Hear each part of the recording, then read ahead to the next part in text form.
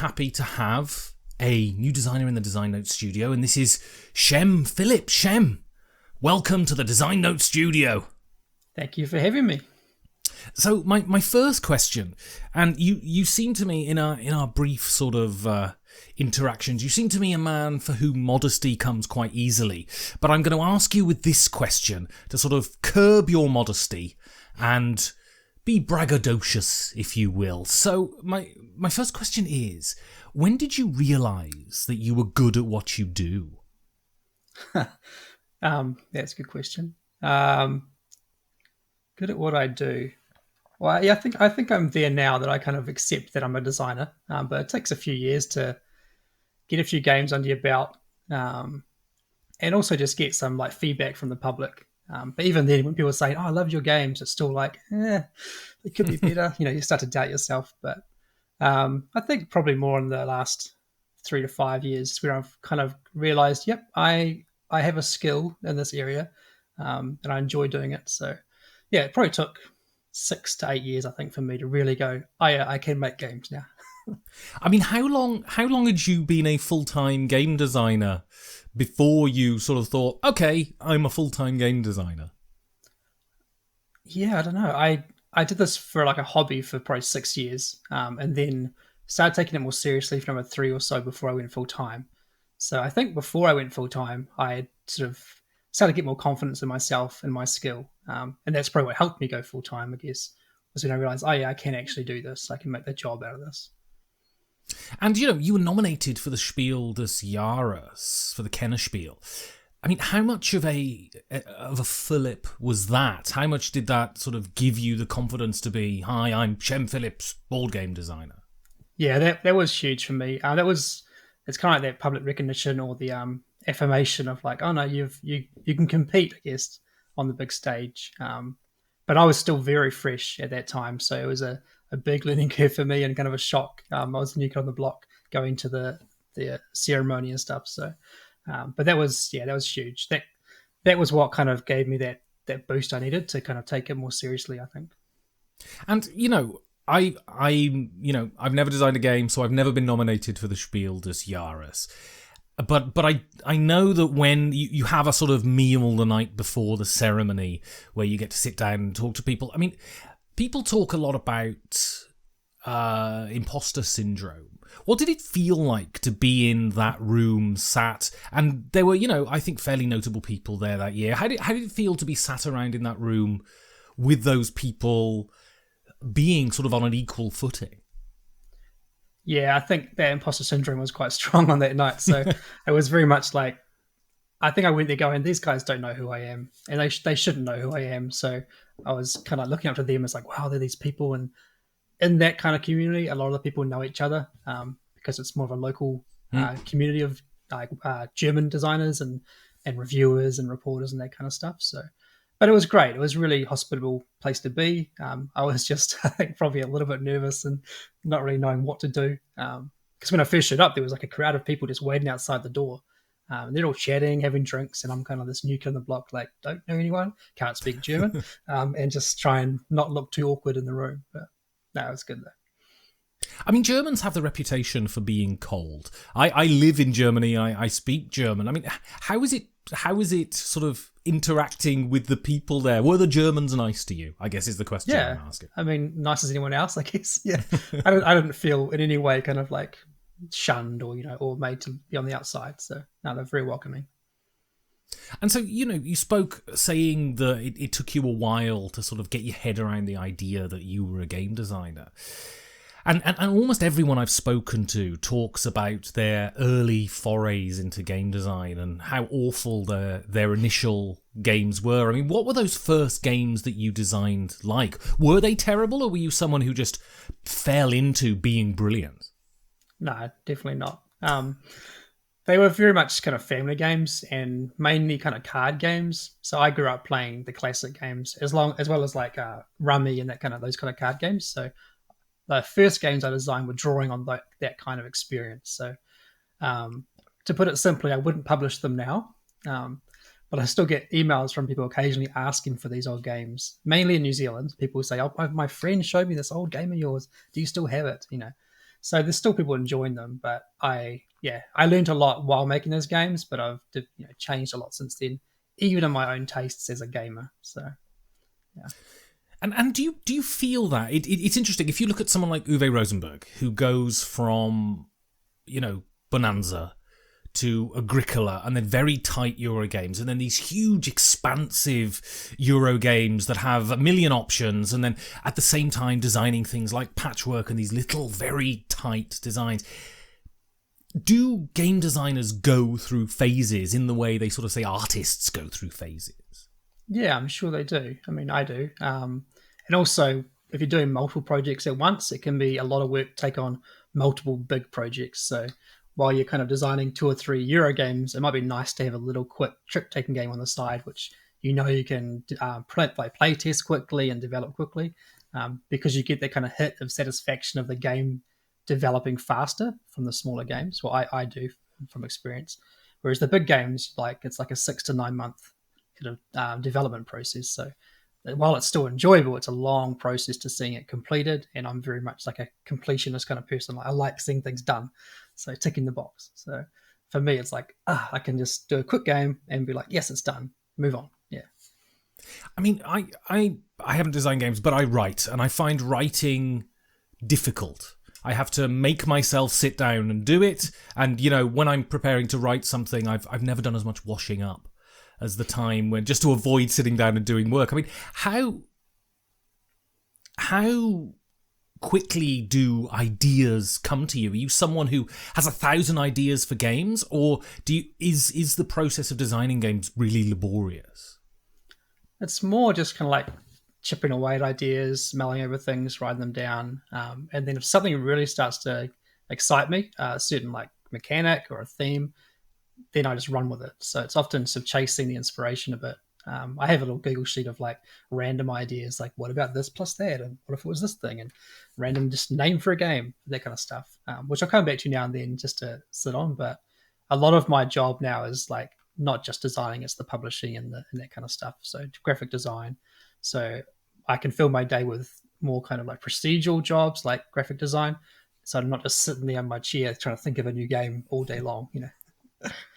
And so, can you tell us about the early days of you as a publisher? Because you mentioned there that you have these old games that people are looking for. What kind of stuff were you publishing back in the early days when it was basically a New Zealand-based company?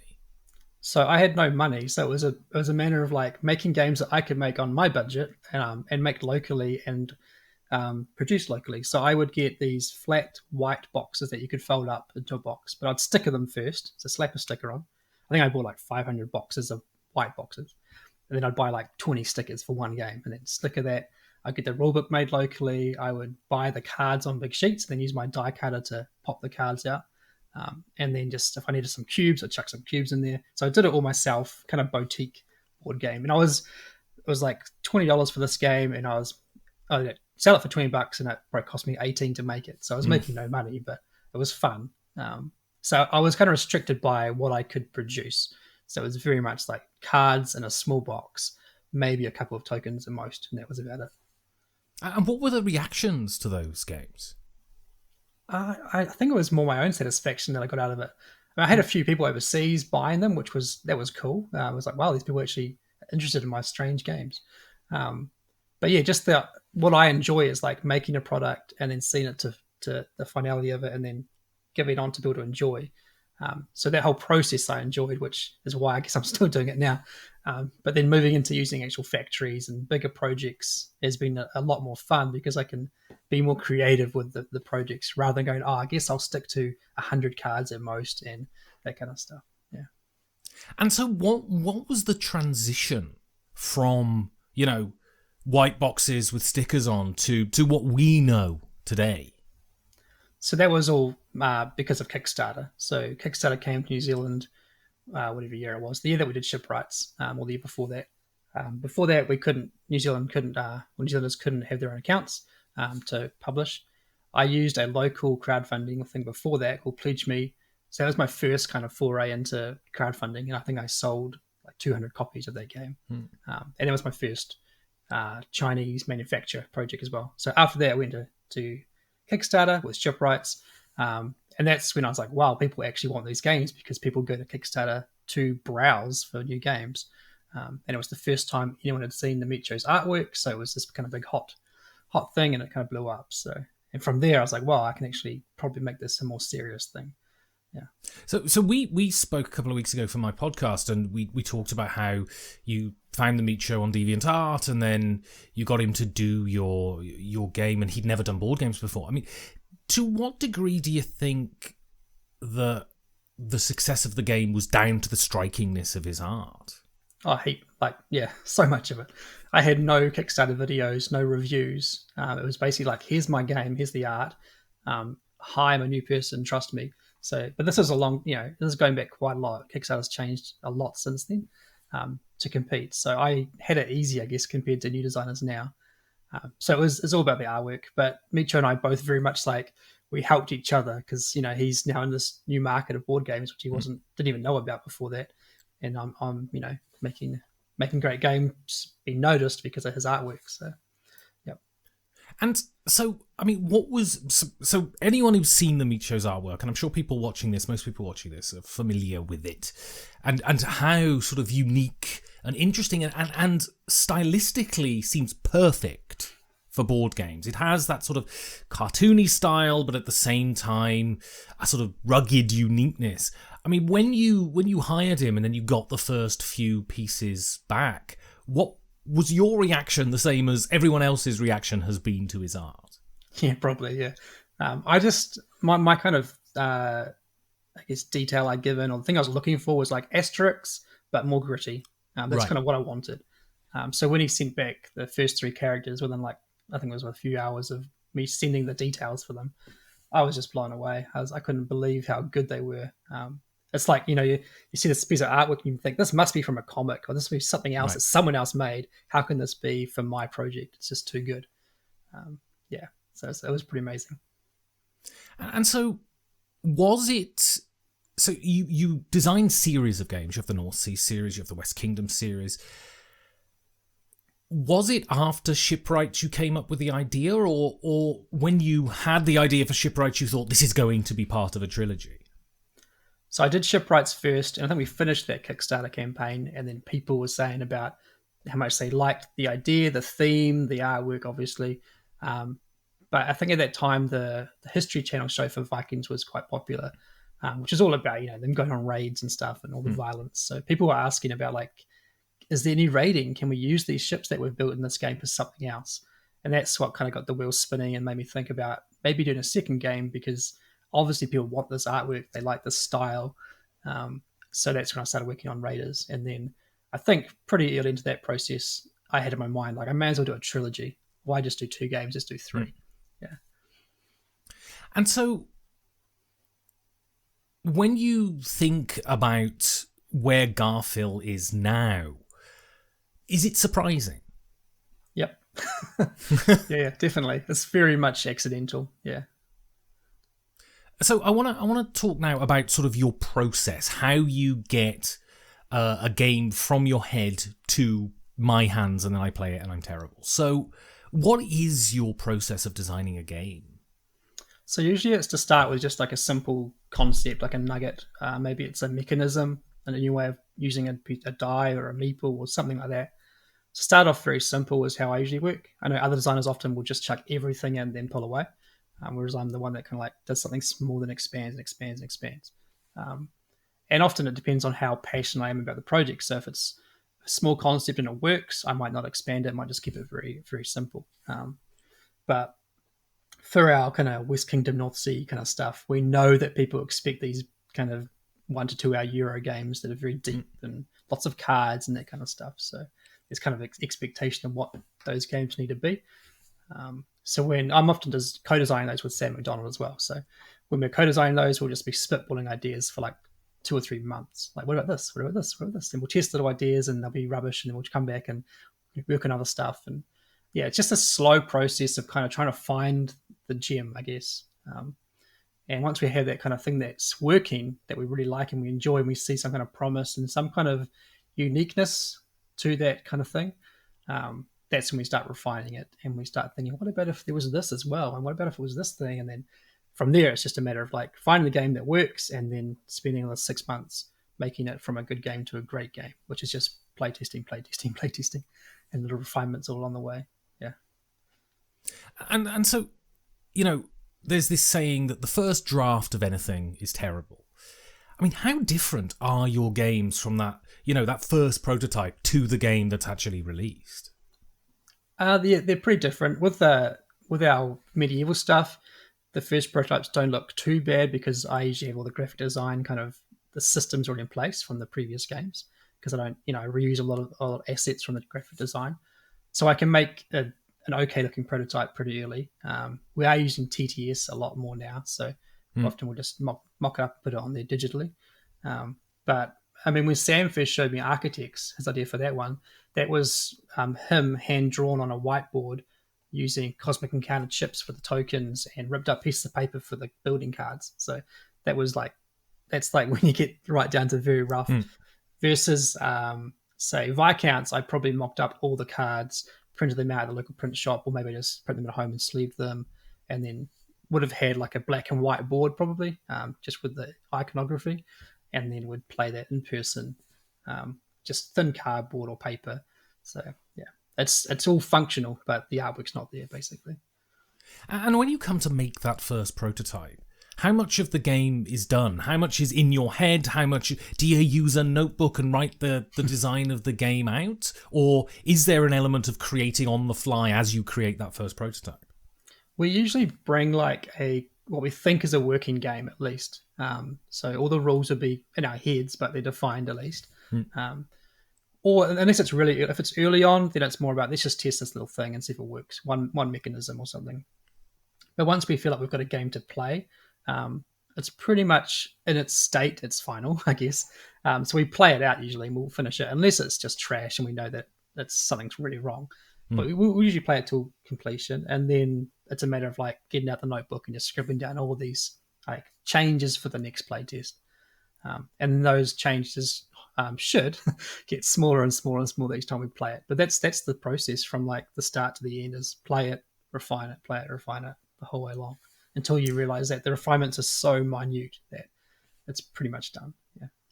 And what are the benefits of working with another designer? A lot of it is just being able to sort of bounce back ideas. So if you're on your own, you're kind of sitting there going, oh, I don't know how to solve this. I guess I'll think about it for 2 weeks and hopefully something will pop up.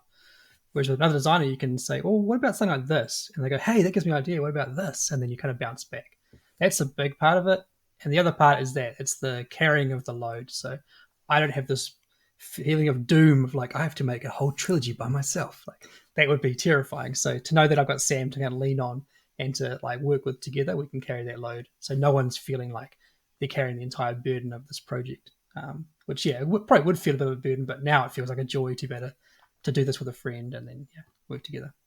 And do you ever row? Do you ever just get in a situation where you're just like, no, and then both of you stand there going, absolutely not? No, I think we're both. No, that's not our personality types so much. We respect each other too much, I think, to get too aggro like that.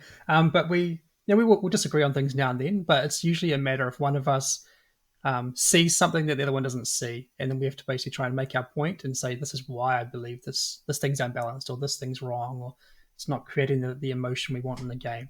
And it's usually just a matter of the other person rationalizing and seeing like, oh, I see what you're saying, and maybe we disagree on like the solution, but we can agree on the problem that we see or they see. So yeah, I guess we're both kind of quite level-headed, and we'll just talk about it and figure it out together.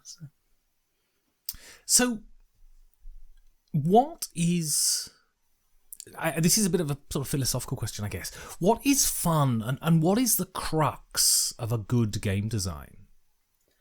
I think there's different things that people want from games. So some people want interaction, some people want the meaningful decisions, the crunchy, the brain burn. Some people want to just play with toys on a table. So there's lots of different things that people want out of games. So for me, I really want the tough decisions, and I want really nice presentation. I don't need a lot of player interaction to enjoy playing a game. Whereas other players will be like, if there's no interaction, I don't want to play this. So there's different spectrums of people. So for me, fun is the figuring things out, seeing the puzzle, trying to solve it. And if there's interaction, that's great, but don't ruin my little thing I'm doing over here. That's kind of where I find fun, at least. And how important is it to you that you design a game that you like? I think you have to. That's just 100% of being a designer, I think. Because then you're passionate about it and you make it the best game that you want it to be. And fortunately for us, people like what we like, whereas I guess that could not be the case for some people. But I think you have to design what you want to play. Otherwise, your heart won't be in it so much. And it's just a matter of kind of spitting out a product. So we're not about that as a publisher. So Sam and I love really heavy, crunchy games, but with simple enough rule sets and mechanisms that people can get into them quite quickly. So that's the kind of games that we like to play and want to play. So, want to make. And I've spoken to designers, and a lot of them have said to me, by the time a game is published, they've played it 500 times because of playtesting, and the last thing they want to do is play their own games. Do you play your own games? Yeah, we do. We actually played Architects a couple weeks ago with all the expansions thrown in just for fun, which is really nice because usually when we're playing our games in that playtesting mode, we're constantly thinking about things and refining things and thinking about what could change and what was wrong. And when you just get to sit down and play your game, it's a different experience. You can just enjoy it as a player and have fun exploring different strategies and things. So I still enjoy playing our games, yeah. And, the games I've played of yours, they seem like completed thoughts when I've played them. And yet some of them have expansions. What is the purpose of an expansion for you? For us, it's, two parts, I guess. One part is that we get to play with that game some more and think about new ideas and explore that design space, which is always fun because you make this thing that you think is perfect, and then if you step back for a month or two and then go, what else could it be? Like, what else could you add? That's quite fun as a thought process, I guess. But also on the other side, it's to satisfy the customer. Like if they really love this game, they want more content for it. It's quite obvious if you look at the market that that's a thing. People want more stuff for their expansion. So, and then I guess the other side, there's a 3-part thing. The other part is that it's like a good marketing thing because it keeps the game alive.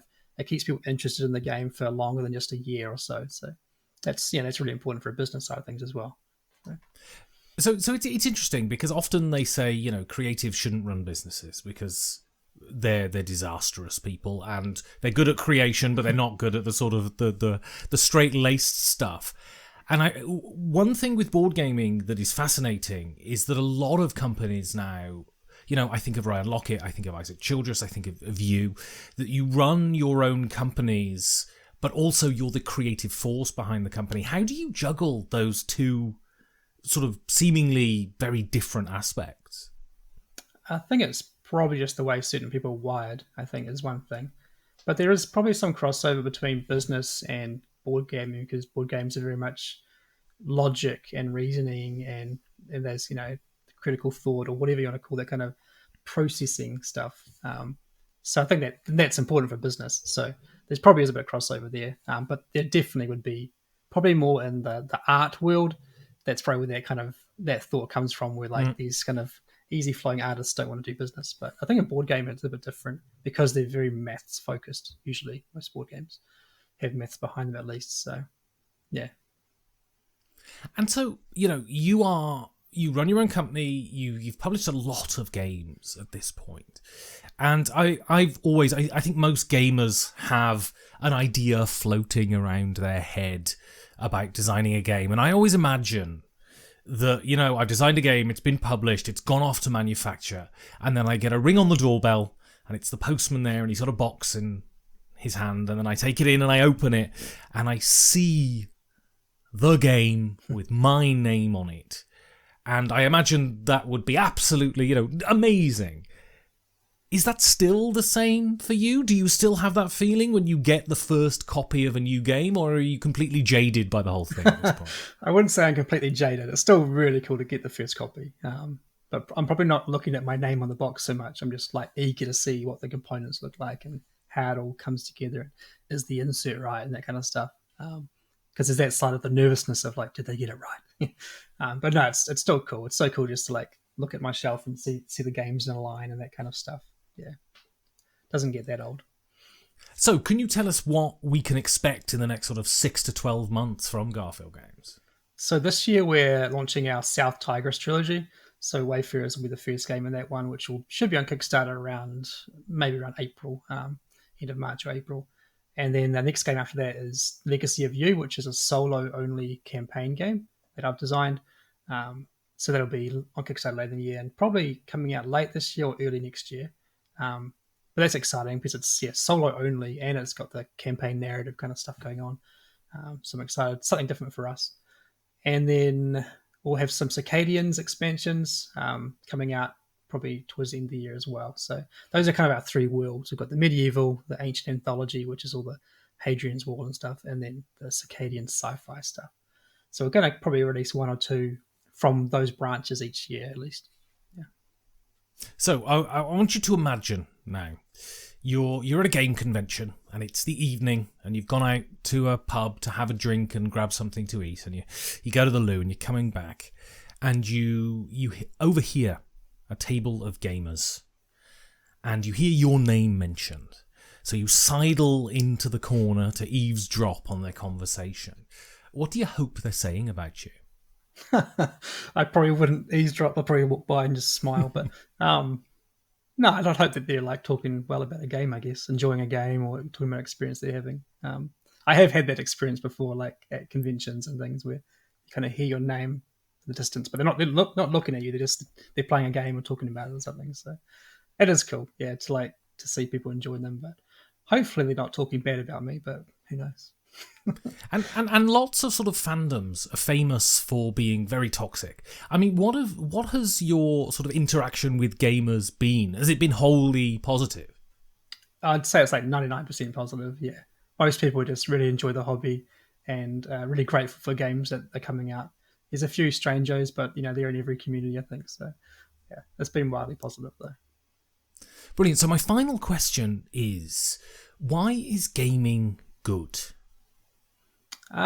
For me, it's a chance to come around a table, enjoy a game together as friends, as family, and enjoy this experience together, and just kind of explore a new world or get your brain working a different way, and just that's kind of where the fun is for me. Is like it's this escapism kind of idea of like let's just leave what we're doing and focus on this thing right now and do this thing, which I really love. And even with my kids now as they're growing up, being able to play games with them at the table and enjoy this shared experience. That's like memories that you remember forever as a parent and as a kid. So, yeah.